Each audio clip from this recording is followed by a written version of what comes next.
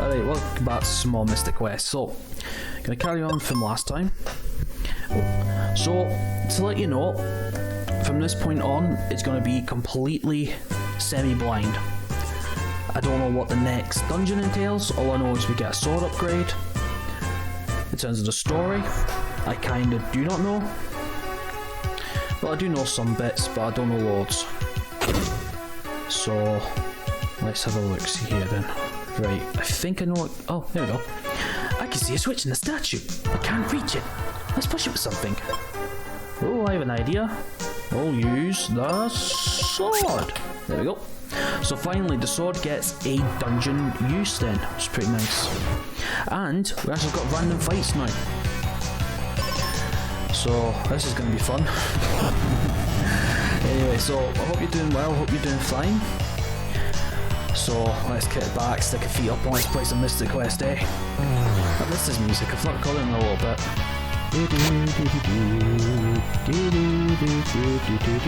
Oh right, yeah, I did mention about the questions, didn't I? That's something to talk about. I didn't look at those questions. Nah, I'm sure there'll be some things I can think about talking. Right, well, what can I talk about while we're going through the dungeon? Well, I need to pay attention here because I have absolutely no bloody clue where I'm going. So, I'll try and keep... Oh, refreshers, nice. I'll try and keep my concentration going, but are we supposed to go that way? Oh, can we go up that way? This can, alright, let's try here first. I did think about something I could talk about.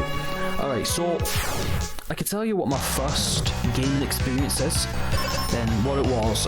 It was in the year of 1997, I think it was. Yeah, 97, Christmas, I think it was Christmas Eve or Christmas Day. What it was, when I was 3-year-old, at that time I was living with my grandparents, with my mum and dad, and because at that point we all lived for a house of our own. I came down and in the living room was the PlayStation 1 set up. Alright, see what's over here. Oh, more, okay. Yeah, it was the PlayStation... Holy crap! Here's a boss. Well, kill it with fire, Phoebe, kill it with fire. Anyway, so, aye. So... 777. Oh... Is that going to show that I'm going to get good luck in this session, eh? Well, anyway, so yeah, I came down to a PlayStation 1, and the game that was in it was Spyro the Dragon 1. And the funny thing was, and my mum and dad will always tell me this, but apparently, like, I took a knack to it immediately. Like, apparently, like, within like 5 or so minutes, I could just play it just like that. And they were just confounded to how I could just use a controller and just move the Spyro around and just doing this, and this. Obviously, you know, it's not a hard game to play, but back then as a child, you know, not knowing what to do or anything, it was a new experience for me, and that was it. I just fell in love with it straight away. And where I live, we used to have a shop or a rental store back in the day called Blockbusters. I'm pretty sure a lot of people would have heard about it, but if you didn't, it was like a big retail chain for videos and games and stuff. It was an American thing actually, I believe, and then it had some chains over here in England, well, the UK at least. Where I lived, there was one right in my town, and I believe there was one 2 towns over, and another 3 or so, like in a 5-mile radius, something like that. It was a pretty big chain, right? And when I used to go rent the games, right, most of the actual cases for like the PlayStation 2 games, for example, I'll talk about that in a second. They didn't have manuals and stuff, so according to my parents, like, according to my mum, she used to say, oh, do you know, you sure you want this game? It's not got like a wee manual to, you know, learn from. And apparently I used to turn and say, oh, I'll be fine, you know, I'll work it out. And like apparently, like, you know, when like we get back in the house, like I have my PlayStation 2 downstairs because my dad was doing my room up, like, you know, decorating and stuff. So I'd have my PlayStation 2 down there. So I would just jump on it, put the game in, and I'd be playing it within like 5-10 minutes. And they were just confounded. So yeah, pretty good. I mean, to be extremely honest, I mean, back then, most games didn't have tutorials really. Like, you know, like in-game, like sort of like, here's how you play, here's the buttons sort of thing like that. I know Mission Impossible for the PS2, I know that didn't really have a tutorial or anything like that.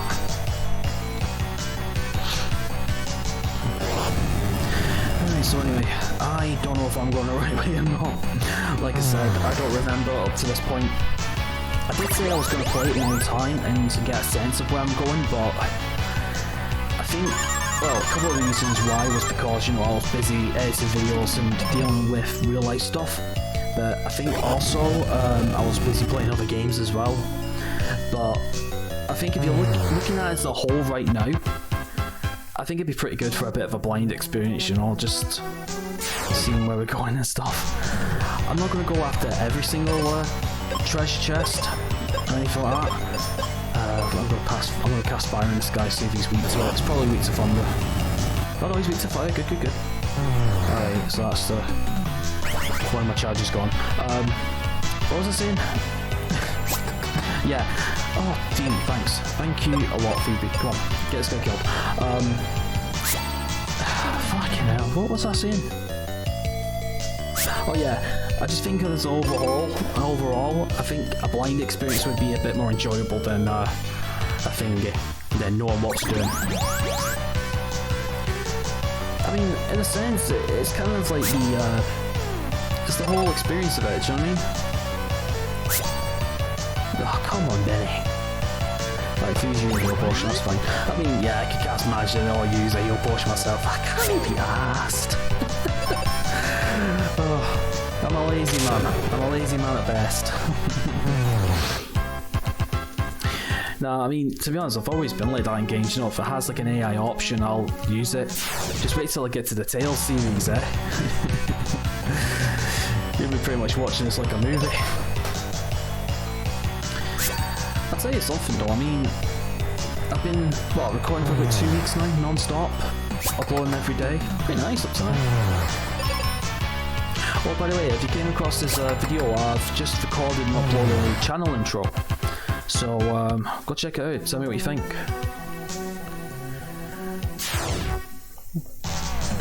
Not like anyone watches these anyway, but one day, I will be big. I will be the new Mr. Beast. Well, I think I need to fucking bank the size of Fort Knox for that kind of shit, eh? Just, it's about the journey. It's not about the destination, it's about the journey, isn't it? Alright, so that's that done at least. Alright, let's keep moving then.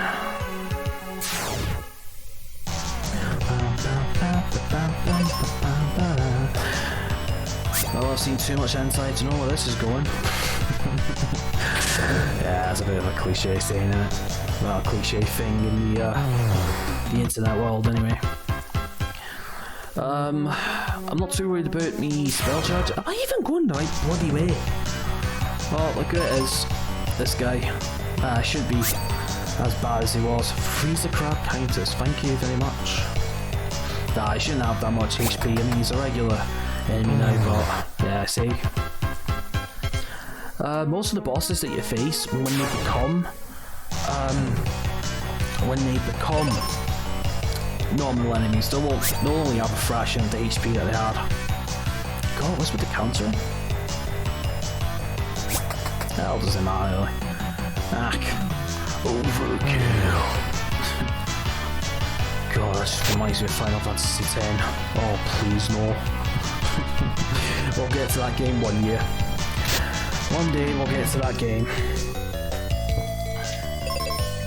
and then I'll explain to you why I hate that game so much. It's funny enough though, I actually prefer 10.2 over 10.1 in so many different ways. I mean, I could do my rant now, but I think I've explained in one of these previous videos that I don't like Final Fantasy X because of A, the story, B, how much overrated it is, like Final Fantasy VII, and C, the actual, did I say the characters? I think I said the characters, I think. I don't know, I'm just not a huge fan of the game. I don't know, I really need to keep track of what I'm saying, but right, so let's go back to the beginning. So I don't like the characters because most of their characters are just either A, whiny, B, stupid, C, stubborn, D, fucking annoying. The comic relief is weak because, I mean, you've got the whole scene of that, you know, that infamous laughing scene in Luca with Union and Tidus, and yes, oh, I died. Huh, I got fucking petrified. Fucking stoners. But yeah, that counts for Petritouch, really? Wow, so these guys petrify you, fucking hell. Stony Roost. Yeah, that laughing scene between you and Tidus, and yes, I call him Tidus, not Tidus. Tidus is the American thing. Okay, so hear me out. So I understand why people call him Tidus, because he's fucking tedious, and he's probably the worst FF protagonist in the series. I'm telling you, if you're standing right here, I fucking force face to a window. I hate him that much. Right? So, let me, yeah, so, Tidus, right? I can understand, but we're gonna have to be a bit careful here. I might have to cast Cure on myself. My dead. Fucking 1 HP, are you joking, man? So, yeah, Americans, they're all tired of tea, right? Whatever. In the rest of the world, as far as I'm aware, in the European, it's Tidus, right? Because it's got the word tide, which is related to water, which the character is. You know, he's a blitzball player. He plays underwater polo, basically. Right? Don't you dare! Don't you dare! Don't you dare! Fucking hell! Right. Jesus Christ. Right. Fuck this. Fucking bend your bastard beaks off, you fucks. Right, so anyway, yeah. So, you know, he's a blitzball player. What's his war? He's got the name Tidus. Right? I can agree with the Americans calling him Tidus because he's tedious. But at the same time, I can agree with the rest of the world who call him Tidus because it's got the word tide and it's to do with water. There you go. Don't even get me started with Walker as well. Or Waka, whatever. Right. On paper, at the beginning, solid character. The game gets fucking on. It gets more and more bloody annoying. Right. Gets more and more fucking annoying. Lulu. I don't even get me started on Lulu. She's just fucking cold-hearted. Do you know what I mean? Ah, she's got a fucking melons out on display just for the fan service, but apart from that, her character's about as fucking welcoming as a cactus hug. What else? Right. Oren's not too bad. You know, he's the kick-ass guy. He's the guy who takes no shit. Oh Christ, I'm wasting my fire charges, aren't I? That's fine. Yeah, he takes no shit. He does what needs to be done. I'm fine with that. Riku is completely fine because, you know, she's the level-headed one, you know, the cute one, the cheerleader in a sense. And apart from that, oh, Kamari, yeah, Kamari, I'll give Kamari. Kamari's badass. You know, the silent type, but the silent type works for him, you know. And when he is speaking, he's actually really respectful and honourable, and I like it. So apart from that, the rest of the characters are just completely stupid. And they start new either. At first, I respected Juno, starting out on a wee pilgrimage, part of the story. But then when they introduced the big baddie of the fucking game, fucking Seymour, I have to marry him because blah blah blah. Oh shit. I'm fucking sick of doing it. Although I will give it, by the end of the game she is decent. That's fine. But no, apart from that, the only fucking, I'm going the wrong way here. The only character I truly like in that game is a character that you don't even bloody see all that much, and that's Jet, which is Titus' father, I guess. That's about it. Okay, so we went that way. Did I come up from that way? I think I did. Oh no, that's a dead end that way, isn't it? So yeah.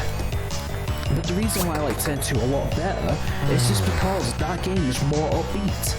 It's more upbeat, it's more fun, and the story, yeah, I guess in a sense the story is a bit blasé, because, it's about, they're trying to resurrect this giant machine of death. I mean, we've seen that cliche too many times in RPGs, but I don't know, I just prefer 10-2. 10-2, it's a lot better, she's upbeat, she doesn't take things seriously like she did in the first game. Everything's fine and dandy. Actually, no, I've not been this way. So, excuse me rant, but Christ, a fucking Petra touch. I'm gonna have to start using the heal spell soon. So, aye, that's pretty much it. That's my rant over. Oh god. Do you know what I mean? To tell you the truth though, the Final Fantasy series as a whole, it started strong, really strong, and then towards the later half of its series, it just started, declining. And I say no, let me think. So 1 had massive popularity, 2 was hated because it was a system that wasn't well known and understood, so I can see why a lot of people fucking hell, here we go again. So it was it was a system that nobody knew much about, so it didn't really have the understanding it got. Final Fantasy 3, and I'm going by the correct order here as far as I'm aware. Final Fantasy 3 wasn't well known at the time, so I can't really say anything about that. Final Fantasy 4, which was Final Fantasy 2 in America, and the rest of the world, I believe, except for Japan. Yeah, that was loved. That really was loved and well received. I understand that. Final Fantasy 5 got mixed reception as far as I'm aware. Some people loved it, some people hated it because apparently it was quote-unquote a hard game. Which, to be extremely honest, it is kind of a hard game, but once you understand the class system and what abilities work with which, pretty good. I want to tell you something, I'm looking forward to my playthrough of Final Fantasy 5, I'll tell you that now. It'll probably be, I don't know when it'll be on the projects list, but I'll have a look and see if I can sort it somewhere. Yeah, Final Fantasy 6, which became Final Fantasy 3 in the Americas, in America, that was well received as well. Do you know what, right? Final Fantasy 6 is perhaps the most undervalued game in the series, because I could drop a save if I fucking die. Because it just, I don't know, it was like the game that nobody knew, right? Or nobody wanted to play. Not to mention, it was, when did it come out? I can't remember when it came out, but I do know when it came out, I think it was about a year after it came out, that they started showing the trailers for Final Fantasy 7, I think. Might be wrong, you can correct me if you wish. And then pretty much it was just a game that was just forgotten, so you know what I mean? Final Fantasy 7, I played it myself. On paper, it's a really good game, really good story. it's just, the community is just, it's just overvalued, you know? It's overvalued and overrated. I'm telling you, when I heard about the Final Fantasy VII remake, everywhere I fucking turned, people were talking about it. Even on forums and everything online. And honestly, I just felt like saying, take your fucking expectations and shove up your ass, because I'm sick of hearing it. Although I have seen a bit of playthrough of Final Fantasy VII remake, and don't get me wrong, it does look good. I mean, it uses the same engine as Type 0 for the 15, so that's fine. Final Fantasy VIII is a gem. I like 8. Characters are kind of generic to some degree, you know. You've got your stuck-up arsehole, which is Cypher. You've got your I don't want to be loved from anyone, Leon, and you know, that type of shit. What else? Final Fantasy IX, that's a good game. 9 is a good game. Good story, good music, good characters. I mean, come on, you can't not love Phoebe. Phoebe's a bloody doll. Really adorable. Talked about 10 earlier on, talked about 10 too. I would talk about Final Fantasy XI, but I've never played it before. I do understand it's one of the 2 MMOs of the series. Singles for 14 as well, so I will keep that silent because, you know, I don't know if I want to do that yet or not. I don't know if I'll think about it in the future. Now, here's where things get a bit of a difference. 12, I love 12. Story, yeah, not many people understood it. I'll be honest, it took me a long time, even after all these years of playing it. Every once in a while when I play it, another piece of the puzzle gets connected. Alright, so we go there next, I take it? Aye? Okay, so we'll have to go around again. Bollocks. Yeah, another piece of the story gets connected. I'm like, oh, I never noticed that before, you know, stuff like that. Although, I do prefer the original over the Zodiac Age. I don't know why, I've just been used to the original version. And don't get me wrong, the Zodiac Age version of the game is pretty fun with the fixed license boards and stuff, but, you know, let's go this way? Aye, this way. Alright, it's supposed to be where we're going. But yeah, it's pretty fun and all. 13, I know this sounds really odd, but I love the 13 series. I really do. 13-1, 13-2, and Lightning Returns. It's my favourite series of the entire Final Fantasy. I don't know why, I just really, really do. I like the characters, well, maybe except for Hope. Maybe Vanille as well. But apart from that, I mean, Lightning, Snow, Saz, Bang, yeah. Really, really good characters from the cast. Even some of the NPCs and the enemies as well, they're pretty cool as well. 13-2. When you're playing a Sarah and Noel and you're going through time and stuff. I mean, that's probably the most complex and confusing game. Pardon? Because, you know, you got the different timelines and they go from one time zone to the other. Yeah, that's really, really confusing as hell. But to be honest, like once you know what you're doing, it's a pretty decent game actually. Especially with the monster recruiting as well. I thought that was pretty fun actually. Like defeating the monsters and then recruiting to your party. You know, obviously different monsters use different roles. Like for example, you know the different colour chocobos you can get in the series, right? So you got the white chocobo which does the medic role. The blue chocobo is the Ravager role, and like the red's the commander role, for example. I think that's really, really, really interesting, you know? And then you got some monsters who are, yeah, for example, the Goblin Chief, the Chieftain, Goblin Chieftain, I think it is a Sentinel, but his special ability, once you build up the Feral Link, it pretty much acts like a synergist as well, so those kind of hybrid monsters are really nice as well.